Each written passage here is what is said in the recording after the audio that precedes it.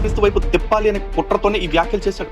ఈ మాట నేను చెప్పడం కాదు, వాడే చెప్తాడు. ఒకసారి మీరు వినండి. ఈ సత్యాన్ని ప్రజల్లోకి తీసుకెళ్ళడానికి ఖురాన్ ఉపయోగపడితే దాన్ని ఉపయోగించుకుంటా, వేద సాహిత్యం ఉపయోగపడితే దాన్ని ఉపయోగించుకుంటా, బొట్టు ఉపయోగపడితే దాన్ని ఉపయోగించుకుంటా, బొట్టు ఉపయోగపడితే దాన్ని ఉపయోగించుకుంటా, నా సువార్తకి బైబిల్ గ్రంథానికి అడ్డు లేకుండా ఉన్న వాటన్నిటిని ఉపయోగించుకుంటా.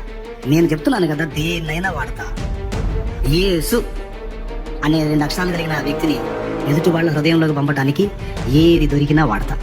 చూశారుగా, యేసు అనే ఒక పేరుని హృదయాల్లోకి పంపడానికి, అంటే మత మార్పిడి చేయడానికి ఏ పెంటైనా తింటాడు, దేన్నైనా వాడతాడు. అసలైతే ఎందుకులేండి పాపం వాళ్ళందరినీ లాగి వేస్ట్, కానీ దేన్నన్నా వాడతాడు.